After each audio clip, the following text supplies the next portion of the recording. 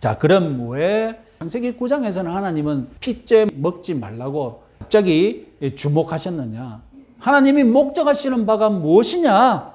오늘날 우리들에게는 적용되지 않지만 수천 년 전 고대 유대인들에게 하나님은 피째 먹지 말라는 명령으로 무슨 실익을 보자 하셨느냐? 그것을 한번 생각해 보자는 것입니다. 피가 금지된 이유 아마 두 가지가 있을 것입니다. 첫 번째 이유는 고대인들은 이 생명력이 피의 순환과 심장의 고동에 있다라고 믿었습니다. 자, 생명이라는 것이 어디에 있느냐? 우리는 대단히 복합적으로 이해하고 있지만 고대인들은 이 생명이 어디에 있는지를 눈으로 보니까 피가 생명의 핵심이라는 것을 이해를 한 거예요. 심장이 박동하면서 피가 돌면 그 생물은 어떻습니까? 살아 있습니다. 죽었다는 것은 당장 나타나는 증표가 무엇입니까? 피가 돌지 않고 심장이 멈춘 거예요. 그래서 생명은 피에 있다. 피가 도는 것에 있다. 살아 움직이는 피의 순환에 있다라고 고대인들은 믿었던 겁니다. 성경도 이런 믿음을 이용하여서 생명이라는 보이지 않는 가치를 소중히 여기게 해야 되는데 그러면 무엇을 소중히 여기게 하면 되는 겁니까? 생명을 소중히 여기는 방법은 곧 피를 소중히 여기게 하는 것입니다. 생명을 함부로 다뤄서는 안 된다는 것을 무엇을 통해 가르치는 겁니까? 피를 통해 가르치면 되는 겁니다. 왜? 피 속에 생명이 있다라고 믿고 있으니. 그래서 먹는 것은 허락되었지만 함부로 생명을 다뤄서는 안 된다는 것을 가르치기 위해 무엇을 먹지 말라고요? 피째로 먹지 말라. 자, 피째 먹지 못하게 한 두 번째 이유. 피는 하나님의 제단에 뿌려져야 하기 때문입니다. 피가 생명이라면 피를 제단에 뿌리도록 명령하는 이유가 무엇인지 이제 추측이 가능하시겠습니까? 하나님이 왜 야만스럽게 피를 제단에 뿌리라고 했지? 피가 무엇으로 믿어지기 때문에요? 피가 생명으로 여겨지기 때문에. 결국 그것은 무엇입니까? 내 생명이 하나님께 달려있고 내 생명은 결국 누가 주관한다는 것입니까?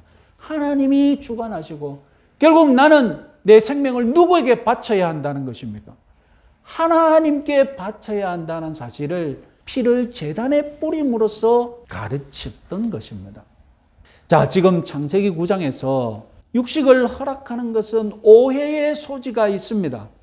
어떤 오해의 소지가 있습니까? 아, 이제 우리 인간들은 맹수처럼 동물들을 막 잡아먹어도 되는구나. 이렇게 야만스럽게 육식을 즐기는 것을 하나님이 허락하신 것으로 오해할 수가 있습니다.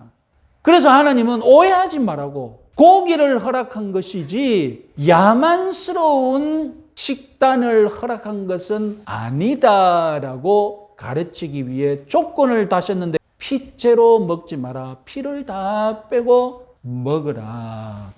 그러면서 생명을 소중하게 여기고 한편으로는 고기를 얻지만 한편으로는 제한된 그런 절차를 통하여서 피를 소중히 여기는 마음으로 고기를 먹게 함으로써 야만스러운 육식을 금지하는 효과를 거두신 것입니다. 자, 여러분, 우리는 여기서 한 걸음 더 나아가서 오늘날 많은 채식주의자들이 있습니다. 채식주의자들의 대의는 무엇입니까? 생명 존중과 요즘에는 무엇이 덧붙여졌습니까? 환경을 생각하는 데까지 있습니다. 채식이 왜 친환경입니까? 육식용 가축을 키우는데 너무나 많은 식물 자원이 소비되고 있고 이 육식용 가축 때문에 엄청난 요즘 말로 하면 탄소가 배출되고 있기 때문입니다. 가축 사업이 엄청난 탄소를 만들어내는 사업이라는 것입니다. 육식용 가축을 키우는데 엄청난 콩이라든가 자원이 소비되는데 그것을 공급하기 위해서 엄청난 식물들이 희생되고 있다는 것입니다. 우리 그리스도인들도 양심의 자유를 따라서 채식주의를 실천할 수 있습니다. 하나님이 우리에게 육식을 허락하셨지만 오늘날 우리 시대에는 채식이 더 환경을 생각하는 것이다. 이것이 하나님을 사랑하는 방법이다. 이렇게 생각하시면 채식주의를 지킬 수 있습니다.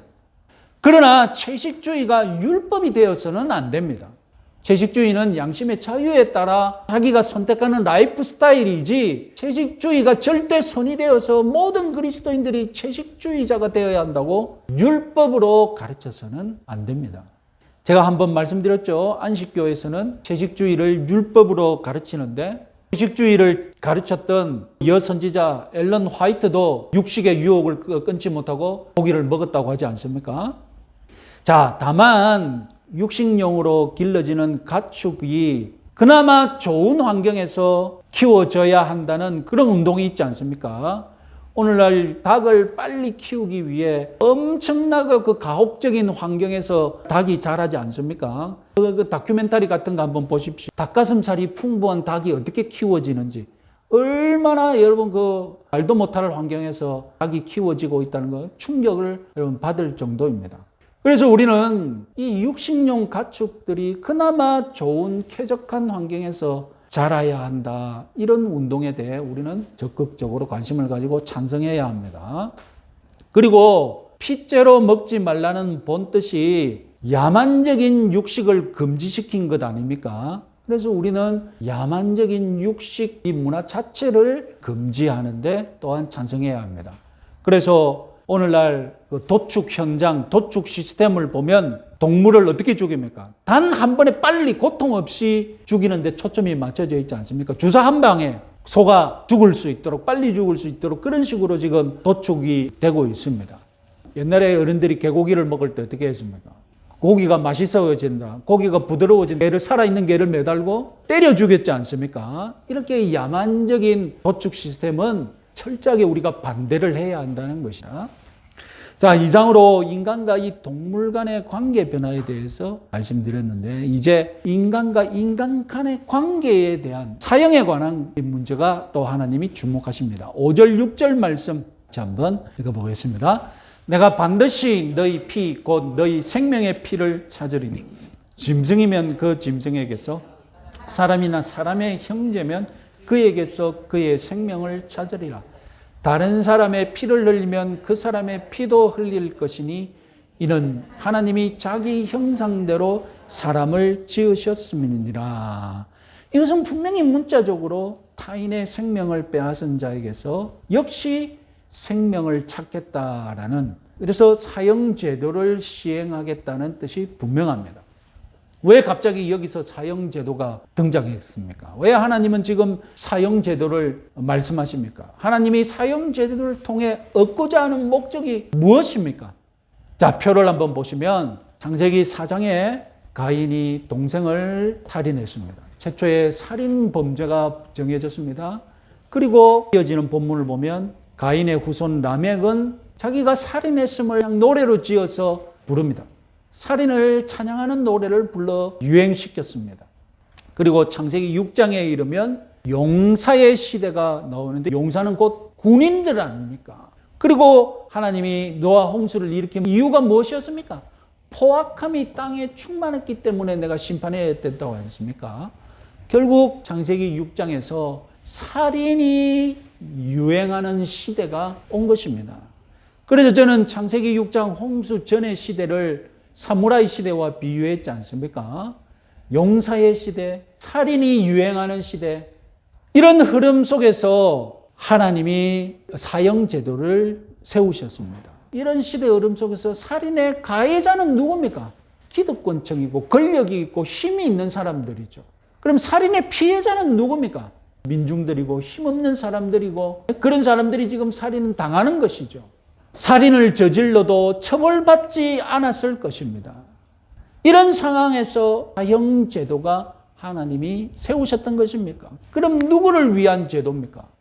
살인을 즐기던 기득권층들을 견제하고 그들에게 살인을 금지시키고 피해를 입는 민중들의 억울함을 풀어주는 제도가 바로 사형제도였던 것입니다. 고대에도 동해보복법이라는 것이 있었습니다. 동해, 같은 피해로 보복한다. 우리 성경에는 뭐라고 표현되어 있습니까? 눈에는 눈, 이에는 이라고 표현되었죠. 듣기에는 무식한 보복법인 것 같습니다. 눈 다쳐서 너도 눈 다쳐. 내가 이빨 부러져서 너도 이빨 부러져. 오늘 우리 감성으로는 대단히 무식한 보법인 것 같지만 여러분 이건 대단히 아주 고귀한 정의로운 가치를 지니고 있습니다. 피해를 준 만큼 너도 피해를 받아야 한다는 정의를 실현하는 법입니다. 실제로는 신체를 상하게 해도 그 피해에 합당한 보상을 돈으로 갚을 수 있습니다. 성경을 보면 노예가 눈을 다쳤습니다. 어떻게 보상하는 것이 좋겠습니까? 주인의 눈도 그러면 다치게 만드는 것이 좋겠습니까? 너 눈 다쳤으니 내가 미안하다. 너 이제 노예로 살지 말고 자유인이 되라. 자유로 갚아주는 거예요. 이렇게 피해를 입었을 때 돈이나 다른 방법으로 보상을 해줄 수 있으면 누구에게 유리합니까? 부자들에게 유리하겠죠. 그래서 바벨론의 함무라비 법전 같은 경우에는 살인죄에 대해서도 돈으로 보상할 수 있었습니다. 사람 죽여놓고 돈으로 보상하는 거예요. 그러나 이스라엘 율법에서는 고의적인 살인일 경우 돈으로 보상할 수 없도록 했습니다. 아까 말씀드렸잖아요. 생명은 생명으로 보상해야 한다고. 그래서 고의적인 살인범인 경우에는 어떤 것으로도 보상할 수 없고 사형에 처하게 했던 것입니다. 그렇다고 해서 무자비한 사형 제도만 있는 것이 아닙니다. 구약 율법에 의하면 이 살인 사건이 우발적인 살인인 것 같다. 그럼 어떻게 해야 되겠습니까? 우발적인 살인인 것 같이 보이는데도 무조건 고의적인 살인이라고 해서 사형에 처해야 되겠습니까? 그렇지 않고 우발적인 살인이다라고 주장하고 싶은 사람은 어떻게 하면 됩니까? 이 사람은 도피성으로 가서 도피하면 됩니다. 도피성에 가서 내가 이 사건은 사고에 의한 우발적인 살인이지 내가 고의가 없었다라고 하나님께 호소하고 재판을 받는 절차가 따로 있었습니다. 자, 문제는 오늘날의 사형제도입니다. 한국의 보수적인 개신교는 다수가 사형제를 찬성하고 있고 기독교 신앙이지만 가톨릭 신앙은 다수가 사형제를 폐지하자고 주장하고 있습니다. 대표적인 인물 딱 두 사람 꼽으려면 교회 장로였던 김영삼 대통령, YS 가톨릭 신자였던 김대중 대통령을 들 수 있겠죠. YS는 퇴임 전 1997년 12월 30일에 사형 집행을 명령했습니다. 이것이 마지막 사형 집행 명령이었습니다. 우리나라에서. 뒤이어 취임한 DJ는 사형을 집행하지 않았죠. 자기 자신이 억울한 사형수였고 그래서 사형 제도에 반대하고 있었기 때문입니다. 역시 명목상 천주교 신자였던 노무현 대통령도 사형을 집행하지 않았습니다. 그래서 10년간 우리나라는 사형을 집행하지 않아서 실질적인 사형 폐지국이 되어버렸습니다. 10년간 사형을 집행하지 않으면 사형 제도가 있더라도 실질적 사형 폐지국으로 인정받거든요. 그러니까 그 뒤에 취임하는 대통령이 사형을 명하려고 하니까 부담스러운 거예요. 10년간 사형이 없었는데 그래서 실질적으로 사형 폐지국으로 인권단체가 주목하고 있는데 자기가 딱 갑자기 또 사형을 하려니 부담스러운 거예요. 그래서 사형을 계속 안 해버렸어요. 그래서 무려 27년간 사형수는 만들어지고 있는데 법정에서 사형은 선도되고 있는데 사형이 집행되지 않고 있는 나라가 되어버렸습니다. 자, 여러분, 그러나 대국민 여론조사를 내보면 꾸준히 다수가 사형 집행을 찬성하고 있습니다. 이 우리나라 여론인 거예요. 특히 연쇄살인범이나 흉악살인범이 등장한 지 얼마 되지 않아서 여론조사를 내보면 50%, 60% 찬성하던 것이 어떻게 되어버립니까? 막 70% 막 사형 찬성으로 막 올라가는 거예요. 그러나 또 사형을 종신형으로 대체하자. 그러면 그게 또 다수 의견이 높습니다. 저는 솔직히 사랑과 용서의 정신에서 사형을 폐지하자는 견해도 기독교적이고 사형을 집행하자는 견해도 성경이 말하고 가르치고 있기 때문에 기독교적이라고 인정받을 수 있다고 생각합니다. 개인적으로는 저는 사형 찬성론자입니다. 조건적으로 사형수만을 위한 사형 적부심이 있어야 한다는 그런 개인적인 의견도 있습니다. 그것은 사형을 반대하는 이유 중에 하나가 무엇이 있기 때문에 사형은 돌이킬 수 없는 실수를 범할 수 있기 때문에 죽여놓고 나중에 억울한 죽음이었다면 살릴 수가 없잖아요. 그래서 그것을 막기 위해서 사형 적부심이라는 것을 하나 더 추가해서 억울한 내용이 없도록 만들어야 한다는 그런 의견을 가지고 있습니다. 그러나 우리나라의 여론이 사형 폐지를 하고 종신형으로 대체한다. 그렇게 해도 저는 찬성할 것입니다.